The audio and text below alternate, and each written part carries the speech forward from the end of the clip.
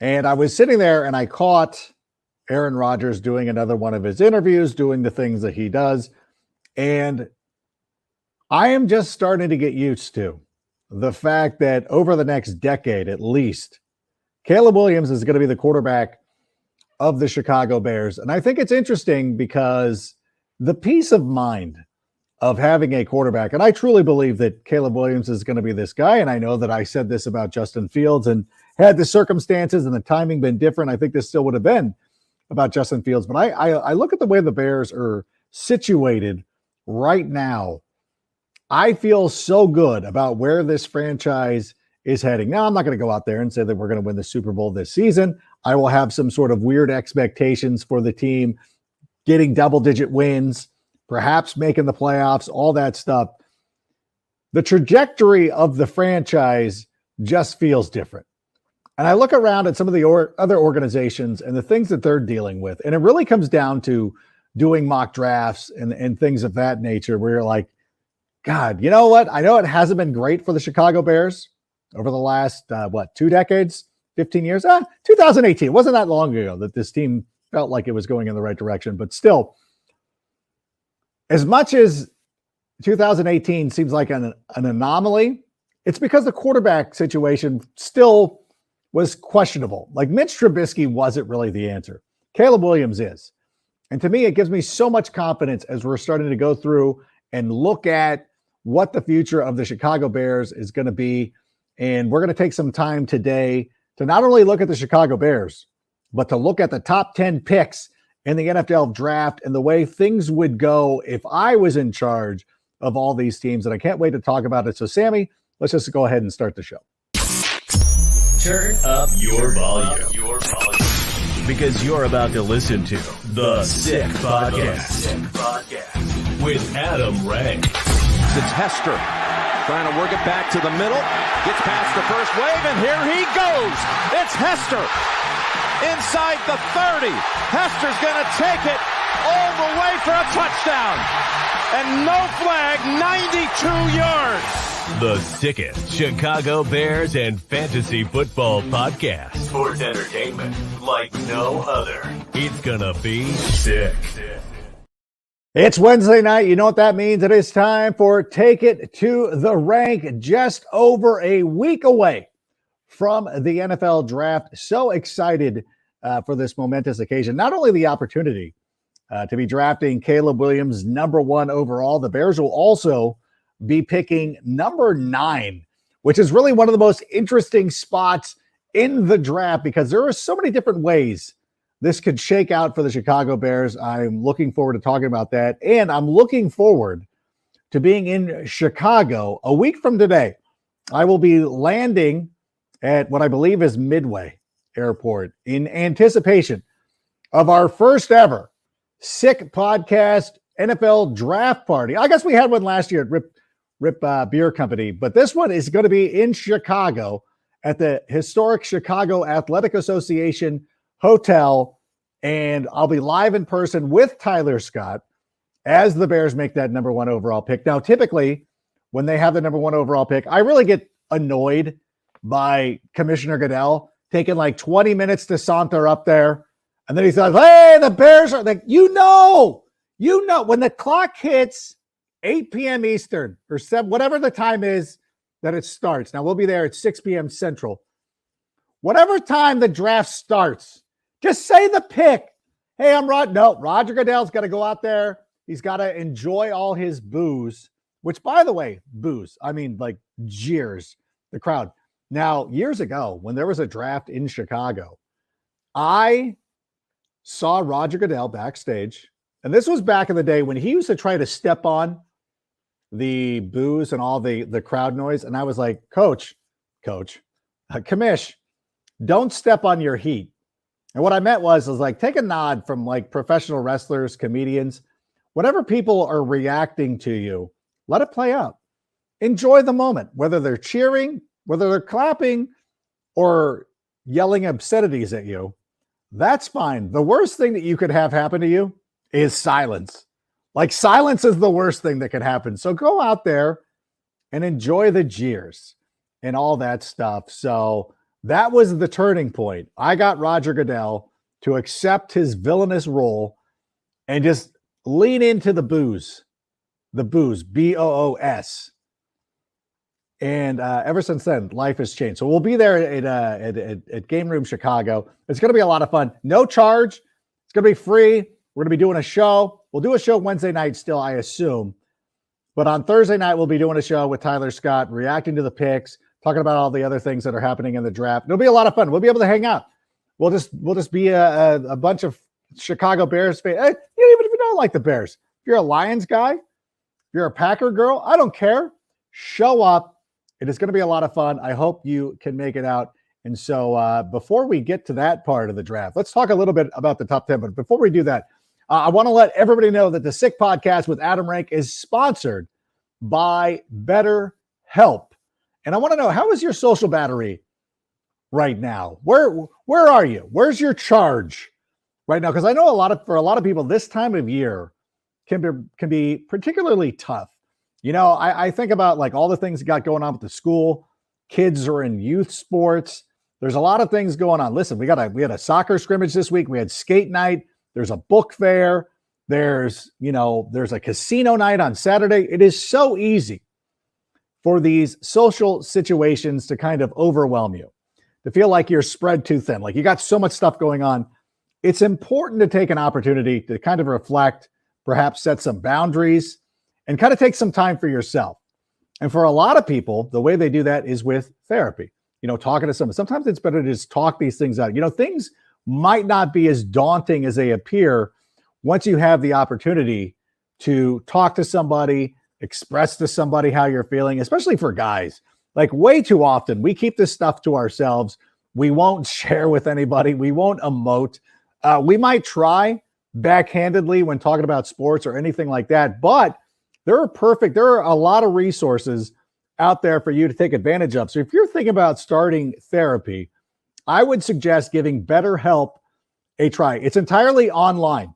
So it's designed to be convenient and flexible. That's another thing about therapy. Like, I don't know that I want to do therapy because I don't have the time to drive to somebody's office and to sit there, wait in the waiting room or whatever. No, but BetterHelp is completely online. You just fill out a brief questionnaire. You get matched with a licensed therapist.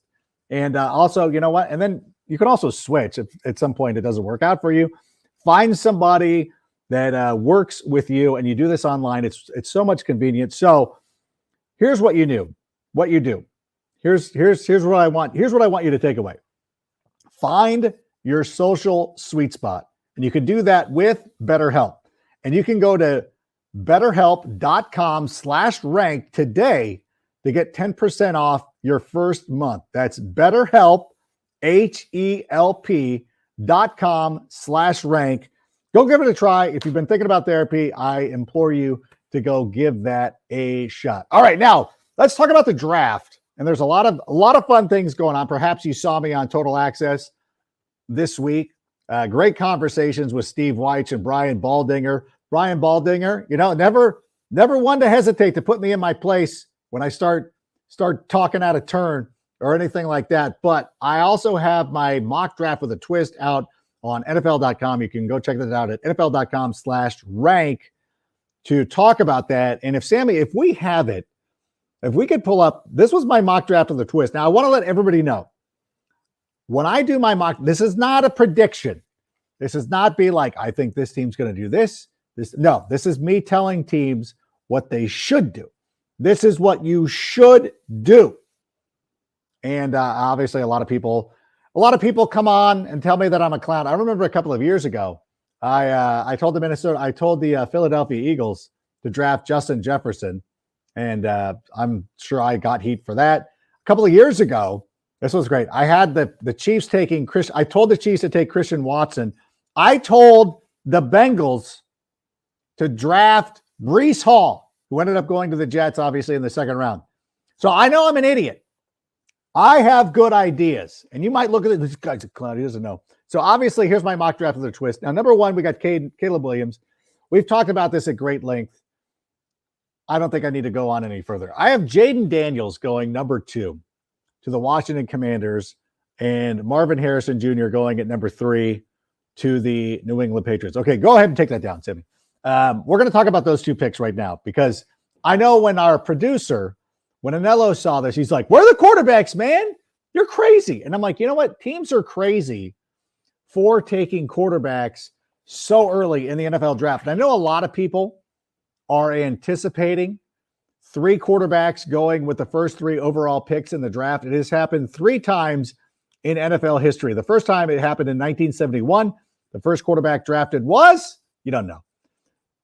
Patrick Pusey might know who it is, but it's Jim Plunkett, Archie Manning, Dan Pastorini. All 3 quarterbacks were really good. Jim Plunkett, though, won 2 Super Bowls with his 3rd team. Archie Manning, I don't think he ever went to the playoffs. Dan Pastorini was actually replaced by Jim Plunkett in 1980 as the Raiders went on to beat the Philadelphia Eagles in Super Bowl 15.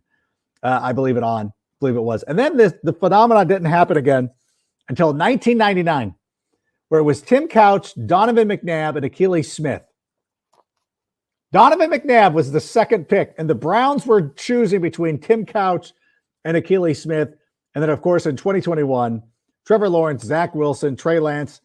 That was the same year. Justin Fields was drafted by the Chicago Bears.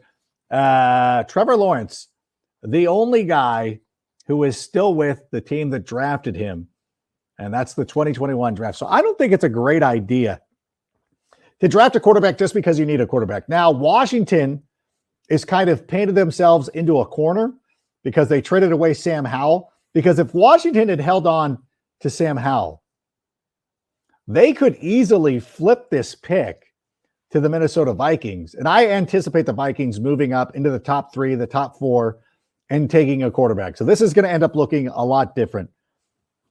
I could see the Minnesota Vikings doing this because they're close. At least they have Justin Jefferson. They have Jordan Addison. They've got a top flight wide receiver. They've got a great coach. So you think about how great of a situation Caleb Williams is walking into right now. And I would say, I would still say Caleb Williams is walking into the best situation of any of these quarterbacks, probably of any quarterback in NFL history. He's going to be fine. But Minnesota's is not bad as well. So whomever the Minnesota Vikings get at quarterback, it is going to be very good for them. So I do think that number 3 is probably going to be a quarterback as well. And it's going to go to the Vikings because the Patriots can't sit there. See, this is the thing about the Commanders and about the New England Patriots is that neither one of these teams are a quarterback away from being competitive. The Commanders, they traded away their defensive line. They do have Terry McLaurin. They got, Brian Robinson.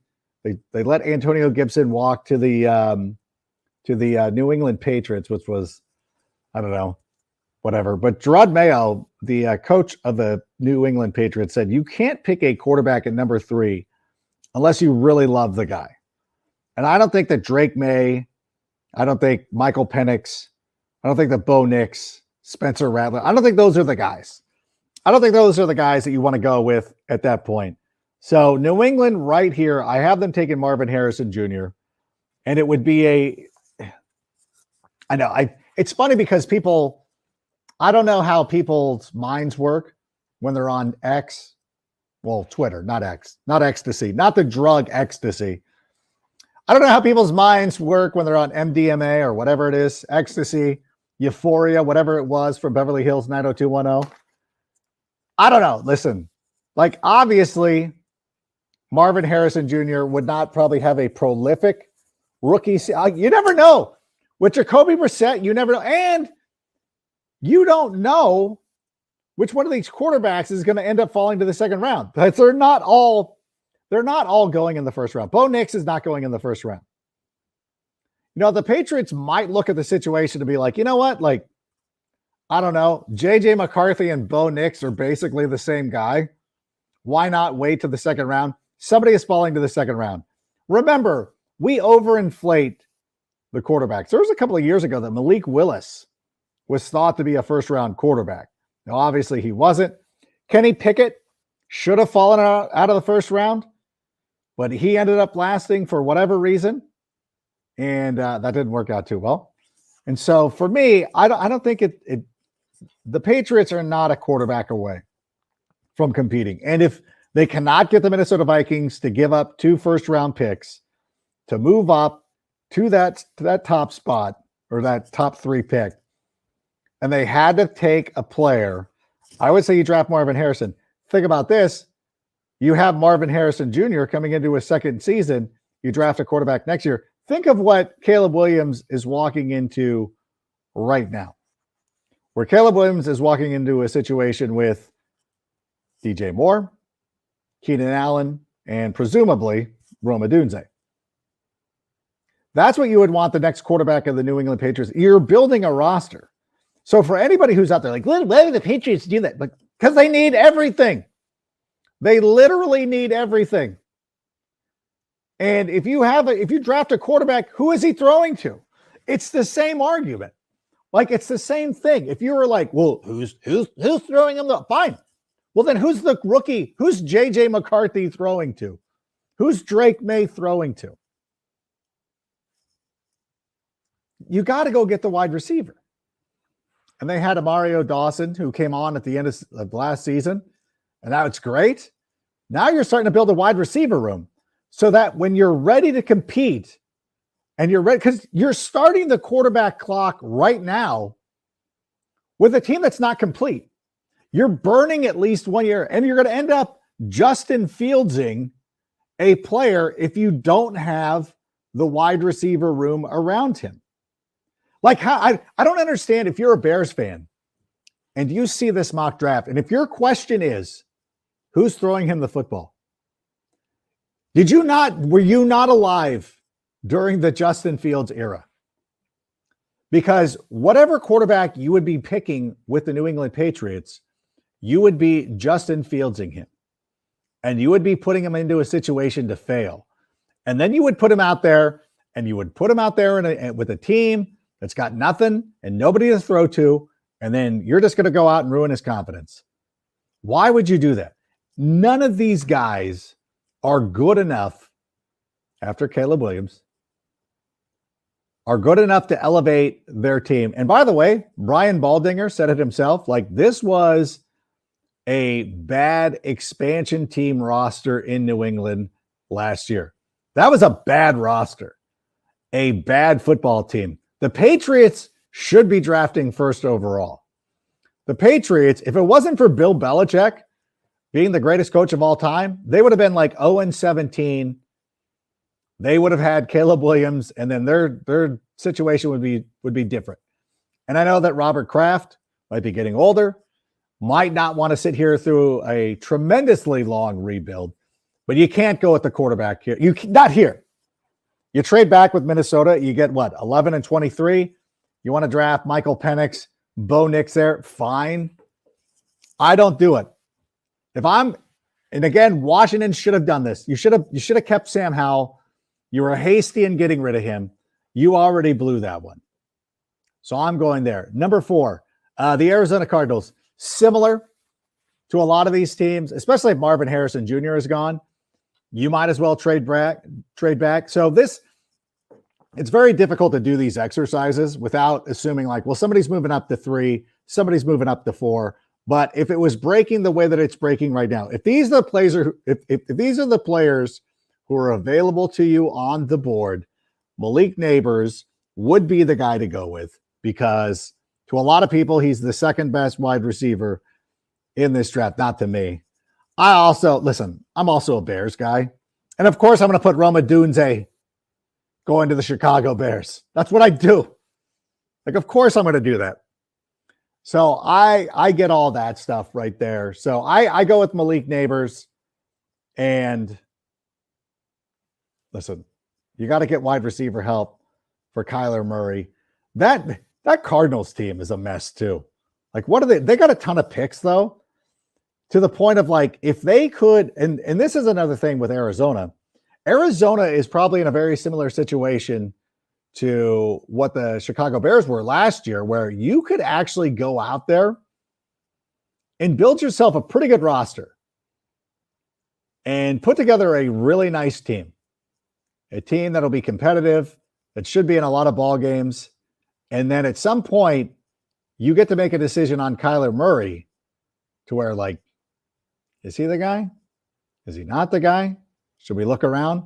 Yeah, you're almost going to be one of those teams that builds a squad that's so good that you'll be able to make that decision whether Kyler Murray is the guy or not. And maybe next year you're trading him to Pittsburgh. No, Pittsburgh's a bad example. But you know what I'm saying? So the Cardinals have a real, and again, it might behoove them at this, especially at number 4. Now you could go for another offensive lineman. There's a lot of good offensive linemen out there. There's a lot of good. You could go Brock. Do they need Brock Bowers? I think everybody could use Brock Bowers. Even if you have a tight end, you could use Brock Bowers. Although I will say this. Can I give you guys a name? Now, this is a 4th round pick, but I want you to, I don't think I have to tell a lot of you, but Tip Ryman. Oh, I know. A lot of you Illini fans are like, oh, we love Tip Ryman. I am sure there is somebody in the chat right now screaming at the top of his lungs or in all caps, I love Tip Ryman. That's what I've been saying all along. Yeah, I'm with you. To the point of, I might not even take Brock Bowers, but as Brian Baldinger said on Total Access this week, Tip Ryman, best blocking tight end in the draft. And I hope we're still recording. I don't see myself being animated. So anything like that. But at the same time, how are we doing, Sammy? Are we good? Give me a little note here in the thing. Make sure that we're good. Everything's recording. And I'm not just sitting here talking in the wind or anything like that. But I like that pick. So we got those guys. My internet might be cooked. I can't even see anything anymore. Oh, this is unfortunate. Oh, geez. Are we still recording?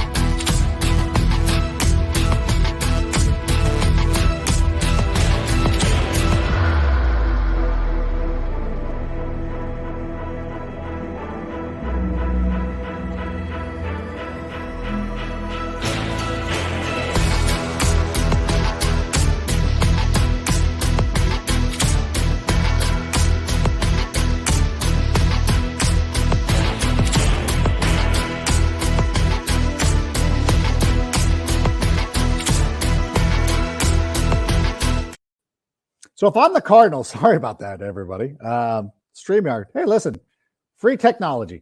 If I'm the Cardinals, I'm trying to move back and trying to acquire as many picks as possible, build myself a squad, and then get ready to go. But listen, Malik Neighbors is also not a terrible way to go. Your wide receiver needs some help. So I want to talk here, and I think that I can kind of cover 5, 6, and 7 The offensive linemen right here, Talise Faluga, Joe Alt, and Olaf Fashanu. I love the idea of building within the offensive line. Now, the LA Chargers need a lot of help. And Roma Dunze would be really good. And you know what? You don't want to go into a year where Quentin Johnston is your number one wide receiver. But at the same time, wide receiver is not really a priority for Jim Harbaugh and Greg Roman. Like those two guys who are bumming around, like they're down the street from me in some mobile home park in Huntington Beach hanging out. They're not too worried about the wide receiver position. They want to go out there and get some offensive linemen. So I think it makes a lot of sense. And I like Fuaga for them because he plays right tackle. Rashawn Slater probably more easily moves to switch his spots on the offensive line than what would happen with the New York Giants. So I have Joe Alt going to the New York Giants, and which might surprise a lot of people because Andrew Thomas plays left tackle and he's very good. He was an All-Pro a couple of years ago. But to me, and the Texans were in a very similar position recently as well, this offensive line needs to be addressed. Did you do enough with Jermaine Alamanur, with John Runyon? Those are duct tape type measures. Here, you need to start building for your future. And Joe Alt, to me, is too good to pass up. I don't know if you can kick him into guard. I don't know if you can have him move to right tackle. But the thing is, you need serious solutions to the offensive line. And I know that they need a quarterback. I know they need a wide receiver. But when you look at what the Lions did, they drafted, they had Frank Ragnow and guys like that already in place, but they drafted Penny Sewell. Their quarterback is a veteran that they brought in. Their franchise wide receiver, Amon-Ra St. Brown, was drafted in the 4th. You can find those guys later easier than you find the offensive linemen. So for me, I get really worried for them. And I know, again, you got Andrew Thomas is a good player. And it seems a little unorthodox. But at some point in the future, when you have Andrew Thomas and Joe Alt on an offensive line and you're road grading teams, you're going to be fine, as opposed to burning another pick on the next Daniel Jones, drafting the next Jalen Hyatt. Like, I don't know. I think it's too good to pass up. I understand. I could be mistaken. I just try to think outside of the box. Just try to give you some solutions. This is what I'd be doing. I don't think Roma Dunze would be nice, but when Daniel Jones is in the turf, how are you getting him the ball if you can't block anybody? And I think the guy, listen, I know you spent a lot of money. You signed 3 offensive linemen during the offseason. I know you tried to address it, but did you really address it? Like, there's a difference between like Sbarro pizza and like really good New York style pizza. We stopped at Sbarro. You stopped at Sbarro. You tried to fill this with Sbarro, and it's not going to work. There are too many great options out there. I don't care. I don't care if you had pizza last night. It doesn't matter. You go get Joe Alt. He's better. And for the Tennessee Titans, listen again, and I know like Calvin Ridley's not a young guy. D-Hop's not a young guy. And honestly, if you don't want to go with an offensive lineman in this spot, then fine. I think Brock Bowers also serves you very well to go out there and get him. I think you could go back to the defensive side of the football. I don't think you need to go. I think that Ridley and D-Hop serve you well to the point that you could draft a wide receiver later. You could do some other thing. But if you get an elite level lineman to help Will Levis develop, that would be the direction that I would go. And listen, if you don't want to listen to me, that's fine. You're not out of bounds. There's nothing crazy about what you're thinking about. Now oh my God. Now the Atlanta Falcons have the opportunity to go out and do the funniest thing ever and take Brock Bowers. Oh my God. The fantasy world would explode if you went out there and you drafted Brock Bowers, like almost to the point I want to see that happen, and just people go out there and have some fun with that. And but I don't know that you can do that. Dallas Turner makes too much sense. By the way, the Falcons just don't get to the quarterback. Like, they've had the fewest number of sacks over the last 3 seasons. They never you never put pressure on the quarterback. The last 3 or 4 first round picks in Atlanta have been on offensive players. It's been what? Kyle Pitts, Drake London, and last year with the running back was John Robinson. You got to go. You got the quarterback. You got to go defense now, right? You don't have to. Like, it's not out of the realm of possibility for the Atlanta Falcons to be like, you know what? We're gonna just score points. Like, because what is Dallas Turner could turn things around. It's too good of a pick, Falcons. And the Falcons are getting to the point where you expect the Falcons to be drafting in the 20s next year. Like, they're the favorites to win the NFC South, right? So you got to figure they're drafting in the 20s next year. You might not get an opportunity to draft a player like Dallas Turner once again. And of course, at number 10, I will get back to number 9. At number 10, I got Brian Thomas Jr.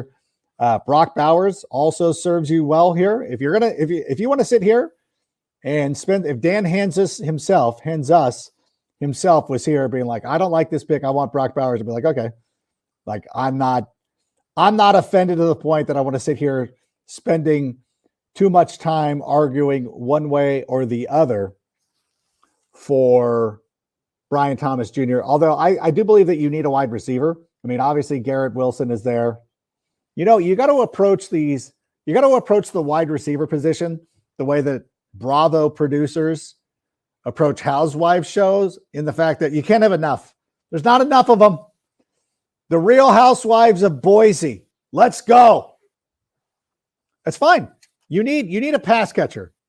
I'm suggesting Brian Thomas Jr.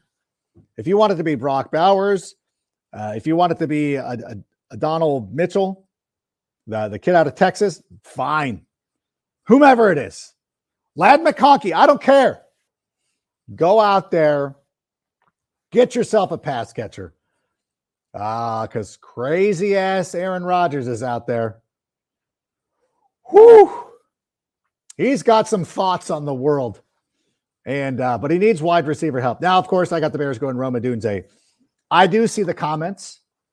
And listen, we've talked about this. If this is your first time to the show, by the way, thanks to everybody who has liked and subscribed, who's left a comment. By the way, if you haven't left a comment on iTunes lately, can you go do that? There's still visible comments from 2021. We don't need that. Let's go back. Let's put in some current comments. But by the way, our YouTube channel is up to 13,000 subscribers. Thanks to everybody who has helped us get to that milestone as we keep building and keep growing. And I think next Thursday should help grow the brand, so to speak. But I understand if anybody who's like, well, shouldn't we go offensive tackle? Well, I've got 3 guys going, 3 offensive tackles going right there.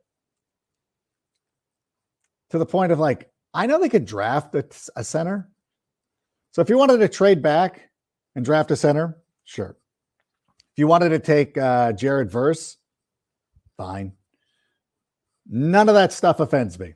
I understand the science behind it. I just don't believe that we're going to be drafting in the top 10 anytime soon. We better not be. Oh, some people are going to be fired if we're drafting in the top 10 again, unless we move down and get we get like Denver's pick. And Denver ends up, God, could you imagine if the Broncos, like, what if the Bears said, like, okay, like, what if the Broncos were so hyper to come up for JJ McCarthy, Bo Nix, Drake May, one of those guys? Like, we'll give you next year's first round pick. They're like, all right, Denver. And Denver ends up with them. Could you imagine the Bears being a playoff team and once again having the number 1 overall pick in the draft? That would be something. That should actually be the thing, is try to figure out who's going to be the worst team in the league and try to get their first round pick. Actually, that's like, if I'm the New England Patriots, like, I'm not scared of any of these quarterbacks biting you in the keister like the way I don't know. I don't even know if it's happened before. Like Bryce Young could be like Bryce Young's career is always going to be now tagged to Caleb Williams and not Justin Fields. Like if Bryce Young was like CJ Stroud last year, then you'd be like, maybe a mistake. But I think Caleb Williams kind of erases all that. We're in a pretty good spot with him. So I like Rome Odunze for a number of reasons. Number one, DJ Moore is the number one guy, and I think he's a top 5 player in the NFL. Keenan Allen, one of the best wide receivers in the league still to this day. Glad he did not take a pay cut. He didn't need to. But at the same time, I just think having that third receiver, because if Keenan Allen plays one season and either retires or decides that, I mean, Keenan Allen could go out there and have another monster year and be like, look, I want to go out there and get the Tennessee Titans or whomever, the Giants, to pay me a boatload of money. You got to let him walk and you got to let him go do that. If you have Rome Odunze, that makes it a lot easier. And I'm not even dismissing the fact that we still have Tyler Scott. I still think there's a great, I just don't think you can have too many good wide receivers, especially for a young quarterback like this. And I think the offensive line's good. I think they rebuilt it. Like a lot of the problems with the offensive line, not to be pooping on Justin Fields now that he's gone. But I think that Justin Fields really had a problem like with ripping it, like just letting it go. I feel like he reads well. I thought I just don't think he trusted what he saw, which was a big reason why he had a little bit of a downfall. Like just not believing what he's seeing. And hopefully when he goes to Pittsburgh, he can get that sort of situated. By the way, I do have the Steelers drafting a center. And Brian Baldinger and I kind of talked about that. I should have just had Brian Baldinger on the show. Brian and I talked about that. And it's one of those situations where it's a huge need for the Steelers. But if you go out there and you get a solid center for Justin Fields and give him opportunity to go out there and make things happen, I think he could turn it around. And again, as long as Caleb Williams is good, I don't think you're ever going to have to answer questions about like, hey, why did you do this thing? Why did you do that? Any sort of thing like that. So I do believe that that's going to be fine. But in any event, that's what I got. I want to thank everybody. Thanks to everybody at BetterHelp for sponsoring the show. Want to thank anybody who's joining us right now. Want to give you a reminder that we will be in Chicago a week from tomorrow. Actually, I'll be landing on Wednesday. But a week from tomorrow, we'll be at the Game Room Chicago for our first ever NFL draft party in Chicago. We did one last year at Rip Beer Company. It was a lot of fun. Actually, last year was really cool. We had a great turnout, similar to what we get on Sunday mornings. Great turnout. That was a lot of fun. We'll have Tyler Scott with us to talk about his new quarterback, Caleb Williams. We will try to do our best to help him feel welcome to Chicago. And depending on whether things go up, I don't know what we'll be doing on Friday, but at some point I got to get back. Coach some soccer over the weekend. It's a big week for both the boy and the girl as far as the AYS goes. So we'll be doing that on Friday, Thursday and Friday. So thanks to everybody for being here tonight. Thanks to anybody who caught me on Total Access. If you wanted to see more of my mock draft with a twist, I implore you to go to NFL.com/rank. You can go check that out. See what I did. I do have quarterbacks going to Denver, Minnesota. Who had I think Michael Penix I had sliding out of the first round. Although I do think at some point a team will jump back up into the first round to try to get Michael Penix, but the team at 32 that would have that pick would be the Kansas City Chiefs, and the team that I think could be a huge player for Michael Penix could be the Las Vegas Raiders, and I don't think those teams are going to match. Maybe the 49ers trade with them or something. I think if Penix goes, I truly believe that somebody's going to be jumping back into the first round similar to what happened with Lamar Jackson a number of years ago. I think he could be a good player, but I think that teams are going to end up passing. I don't know. I sit here and people keep talking about these quarterbacks, and I'm like, I don't see it with these guys. And you know what? You know my feelings on Drake May. I've said time and time again, like there's a Drake May every year. But in any event, thank you to everybody for being here. We'll look forward to seeing you either by the end of the next week, early next week. Chad Ryder will be joining us at some point to talk about the Bears draft. The last time I talked to Chad, he was like, "Oh, I don't think that the Bears are going to sign Jalen Johnson long term." So he's got the answer for that. But in any event, thank you so much for being here. And until next time, bear down. And Sammy, go ahead and play us out. And that's a wrap. Hope you don't miss us too much until next time. Follow the Sick Podcast with Adam Rank on YouTube, Instagram, Facebook, Google Play, and Apple Podcasts.